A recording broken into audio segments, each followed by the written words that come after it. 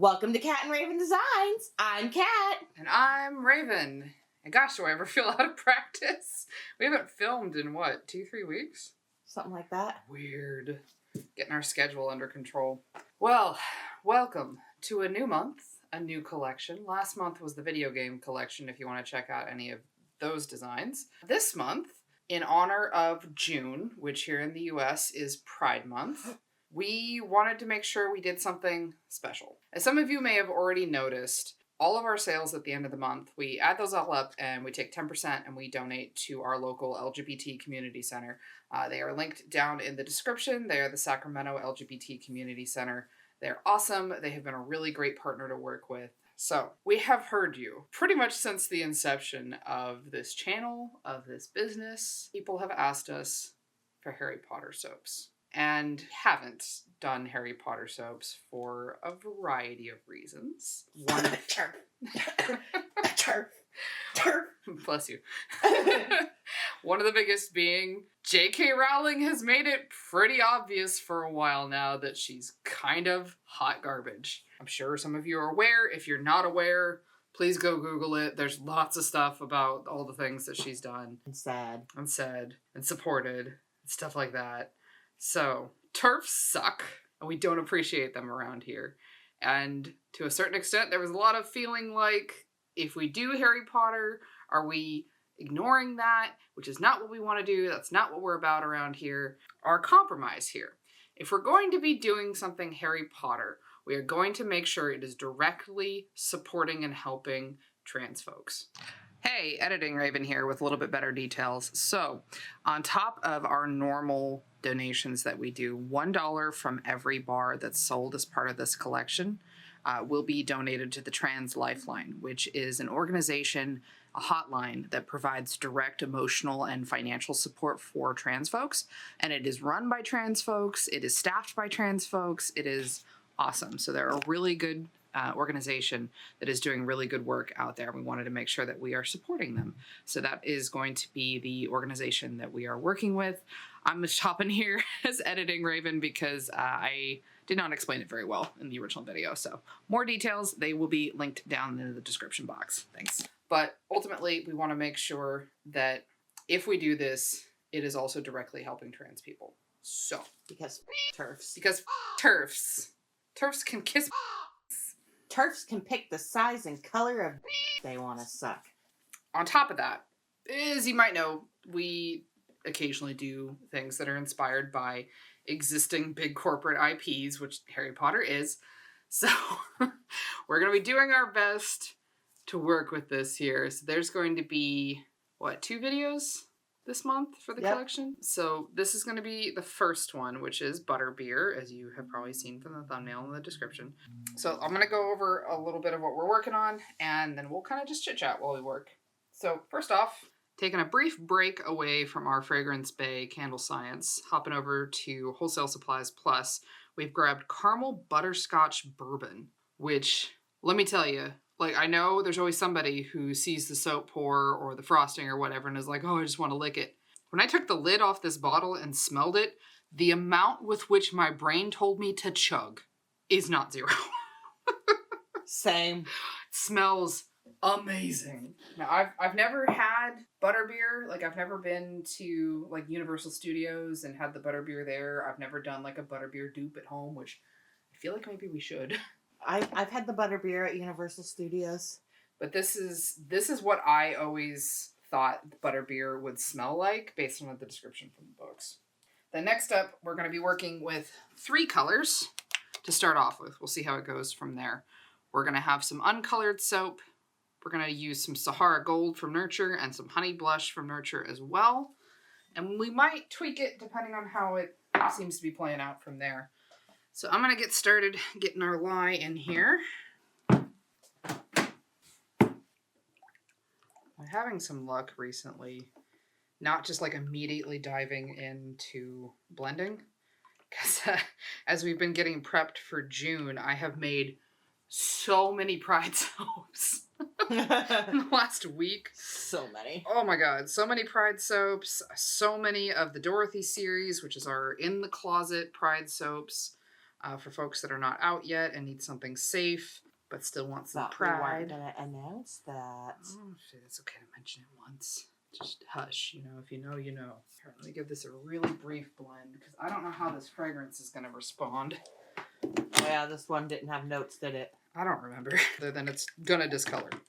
That much I can tell you for sure. I wonder if I should have done a fourth color. No, I think 3's fine. Okay. I don't know why you have a third bucket when you can just leave the uncolored in the bucket. Because it's easier to pour. Oh. Fair enough. I grew up with Harry Potter. My family on my dad's side is English. And like my dad was born in Canada as they were immigrating to the United States from England. So Harry Potter was something I got involved in before it really got popular here over in the States. I mean, not to sound like a total freaking like, I liked it before it was cool.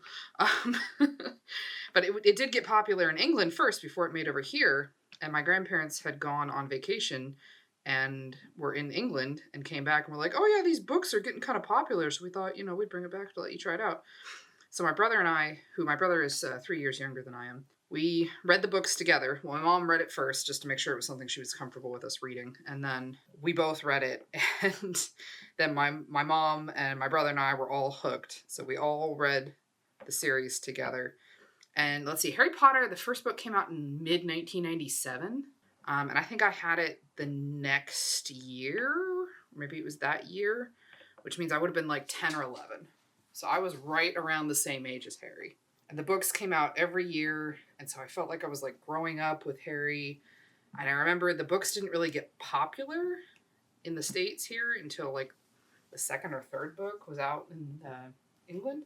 And by the way, as a point of clarification, the first book is Harry Potter and the Philosopher's Stone, and I will hear no other way.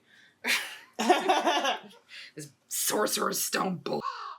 Ugh.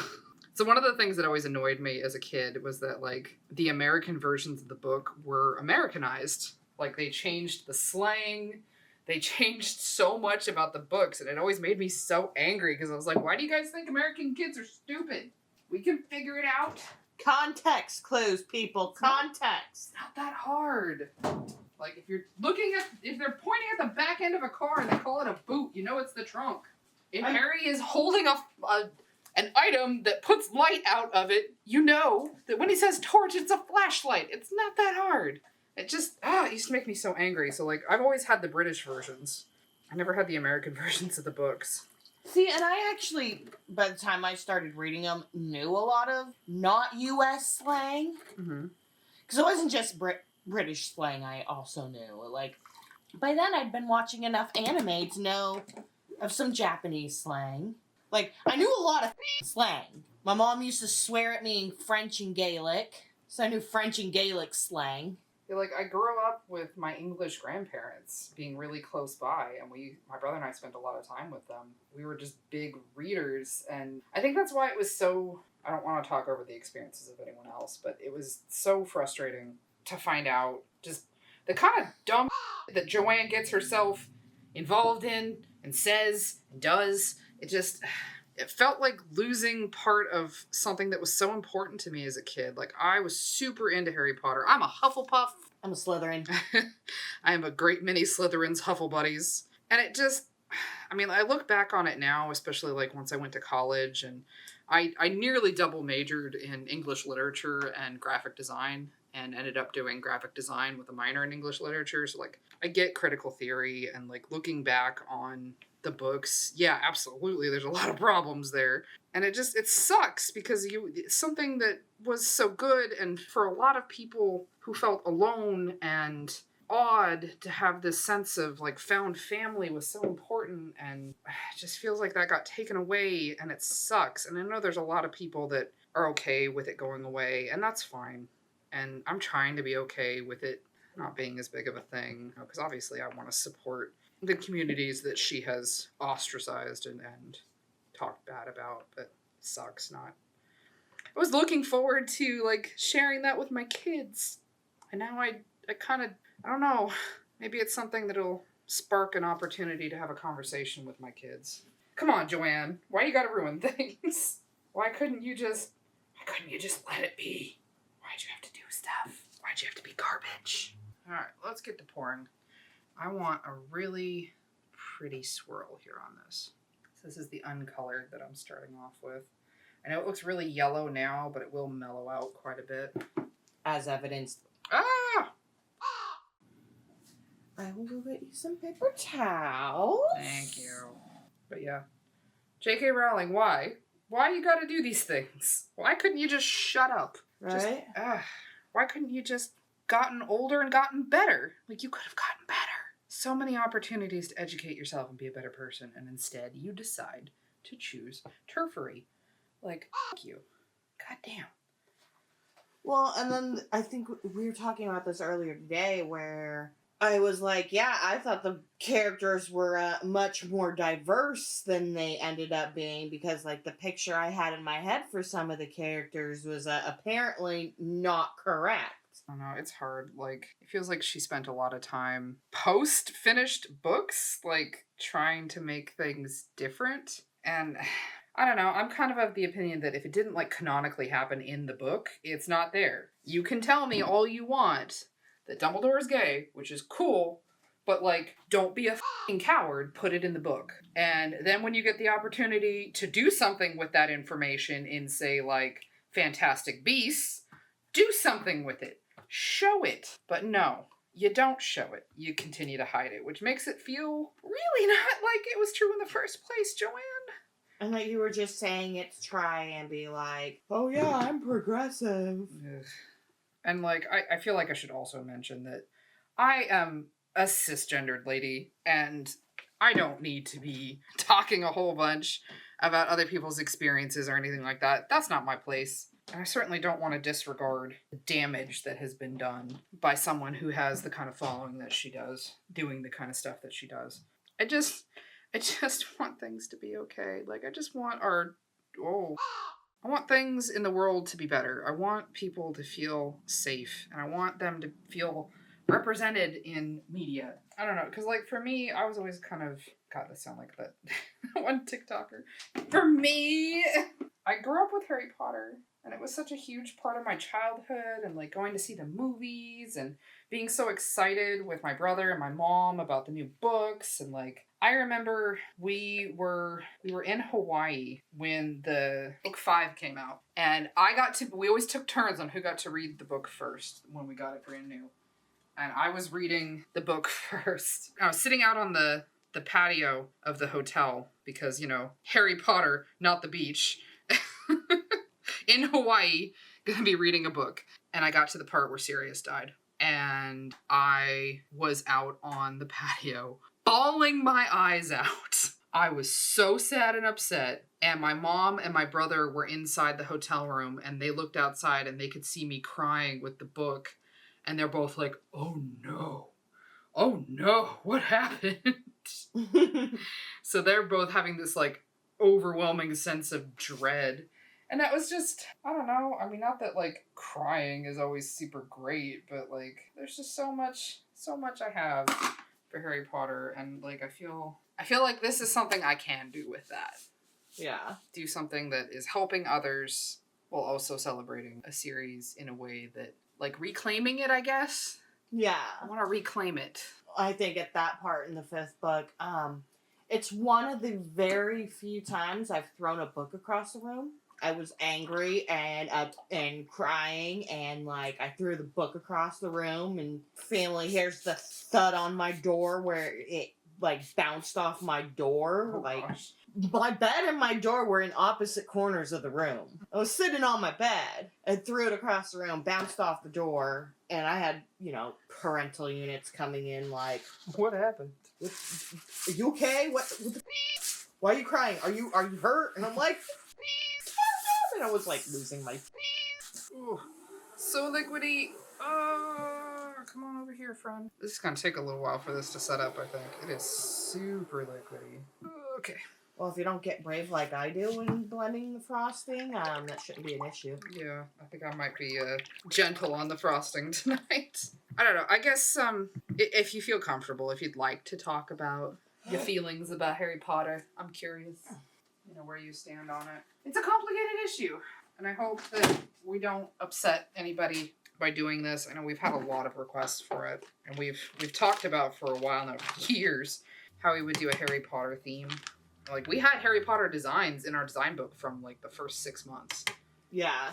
And we just didn't do them because it just didn't feel right. And trying to find out, because we get so many requests for doing Harry Potter soaps, like, how can we do this in a way that is not disrespectful to the situation and a lot of people's experiences, you know?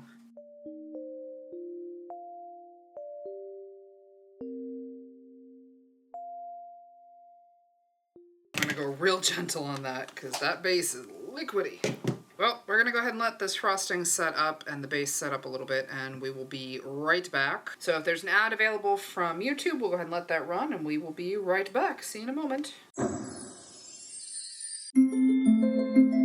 We are back after another long episode of our frosting took forever to set up. So I can finally start piping. Only took forever. Only took like an hour and a half. God. Ooh, it looks like whipped cream. Yes. I don't know, we're talking a lot about, like, JK Rowling tonight. There's a theory or a practice of analysis with different works, death of the author, which basically says, like, whatever had to do with the author, like, we're not going to use that. We're going to ignore the author in terms of a critique of a work. Which, like, I get, but I feel like that, in the case of JK Rowling, really leaves out a lot of the harm that she's done, which is not something I feel like is particularly responsible. I don't know, Lindsay Ellis did a really good, I think, couple of videos on JK Rowling and Death of the Author and things like that, if you're interested in a thorough reading of it. I feel like I've spent the last quite a few years feeling really on the fence when it comes to trying to enjoy Harry Potter. Or, like, can I enjoy Harry Potter? Is it okay to enjoy Harry Potter? I don't know. Honestly, I don't think I've tried to read the books since... Yeah, it's been a long time. Turfy McTurfface started with their turfiness. Like, being open with their turfiness. Being public and open with their turfiness, yeah. Yeah, it's like a whole thing. And, I mean, obviously I can't answer whether or not you should still try and enjoy Harry Potter for anybody else. Like, I don't know how to answer that. I'm struggling to even answer that for myself. So, I don't know. I think this is us trying to reclaim Harry Potter, like, on our terms. Yeah. You know, if you read Harry Potter as a kid, and you were like us and little queer babies, you just had a sense of feeling like you didn't belong, and Harry Potter made you feel like chosen family possible and that things were going to get better, I think that's good. I know that was the case for me. Same. Dumbledore always weirded me out, though. Really? Yeah. My thought process the entire time was like when it would reveal, like, toward the end, oh yeah, no, he knew it was going on the entire time, just let the kids deal with the problem. I was like, but he's the headmaster. Why is he letting children... You're an adult. You're an adult. This is your problem. You handle it, not the children. How many times have the children almost died because you didn't handle the problem? Agreed. How many times have the children been traumatized? Quirky old man, though. A quirky old man would be like, has some, like, old-fashioned tools or some or just, like, has random odds and ends. Not, like, uses children to get their dirty work done? Yes. Like, he's supposed to be this great wizard and, like, the only person that Voldemort's afraid of. But he doesn't do his own dirty work. I mean, Voldemort's not much better because that also used children to get his to try and do his dirty work. Because, you know, wizard Nazis. Well, and the thing is like, I would have been willing to accept that he was not aware of what the children were doing. And, like, the kids just stumbled on it on their own. And because they didn't actually, you know, most of the time ever go to any of the adults, they were just like... Yeah, there is that. They, like, actively leave the adults out. Yeah. And, like... But that's kids. Yeah. And I would have understood, like, if he didn't no, but then, like, the implications that, oh, yeah, no, like, I totally knew what the kids were up to. I just let them do it. Really? You're supposed to be the adult. I would have totally bought it. I mean, is that anything like leaving Harry in an abusive household? So that way, you know, he doesn't grow up in the wizarding world thinking he's famous and get a big head. And then he gets to the wizarding world and behaves like he's famous and has a big head. Yeah, that too. Didn't stop him, did it? If you pick a favorite character in Harry Potter, who would your favorite be? Luna. Sirius was my favorite. I really liked Luna just because she was so weird. I loved her. Her and Tonks. Tonks is pretty great. And Molly. I liked Molly. Oh, yeah. Molly Weasley. Yeah. Yeah, she's pretty great, too. Where have you been? Look, I don't think you come out of having that many kids without being a badass. Right? She was badass mama. I think she's like one of the few parent characters that I actually liked. It wasn't like garbage. Yeah. I liked McGonagall, too. Yeah, McGonagall's also pretty great. The actress who plays her in the movies is kind of spectacular.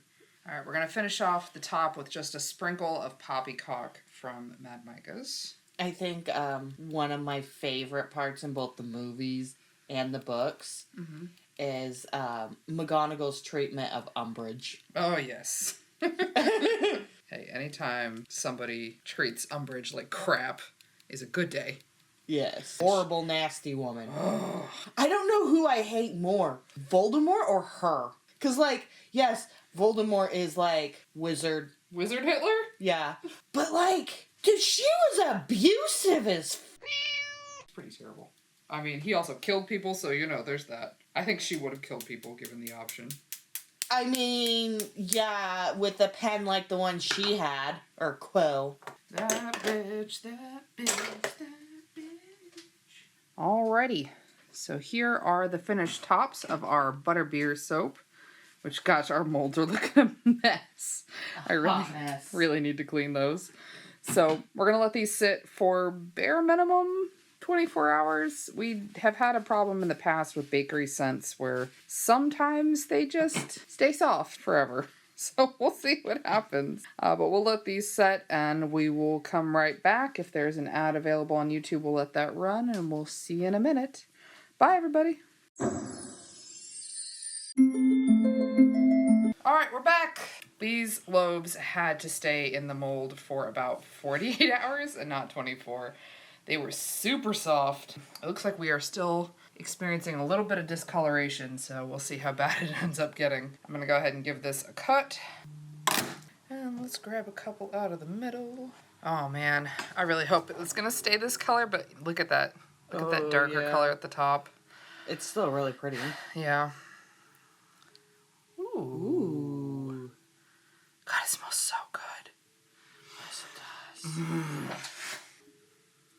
There we go. So pretty. I think it's going to look even cooler once it discolors. Yeah. We'll see, because I did put stabilizer in it. Oh, that's a good swirl. Ooh. Now that the insides are going to be exposed to the air, because you can see the parts that discolored are the parts that were not in the mold, at least in the silicone part. That's the part that would have been exposed to air, which is what discoloration is. It is oxidation. When vanillin and, you know, a few other things oxidize, they turn brown. What is it that, like, when it oxidizes, it turns yellow, and we can't use this color stabilizer for it because... I don't know exactly what ingredient goes into it that does that. There are some that, like, don't have any vanillin. But they still discolor. Oh, yeah. Yeah, it tends to be ones, at least that we've used anyway, tends to be the ones with essential oils in it. But not all essential oils. Like, we did Juicy. Yeah. Juicy didn't discolor. Like, at all. Yeah, Juicy was pretty. Yes. There it is. Ooh. Looks sufficiently to me like butterbeer. All right. Gosh, we ended up with some really beautiful swirls on this one. I am so curious to see what happens with these colors. I'll make sure to include a picture now if it did discolor, what they ended up looking like after they'd been sitting for a couple weeks. Fingers crossed. All right, so these will be available at the end of June. It'll be the last Friday of June at 8 a.m. Pacific Standard Time at catandravendesigns.com. And again, we are, as usual, Donating 10% of our sales every month go to the Sacramento LGBT Community Center. And for the month of June, with this collection, $1 from every bar sold will be going to the Trans Lifeline, which is a super awesome organization. So with that, we will catch you for the next video. Make sure that you have your hydration reminder. Go have a sippy sip of water, and we will catch you next time. All right, bye everybody.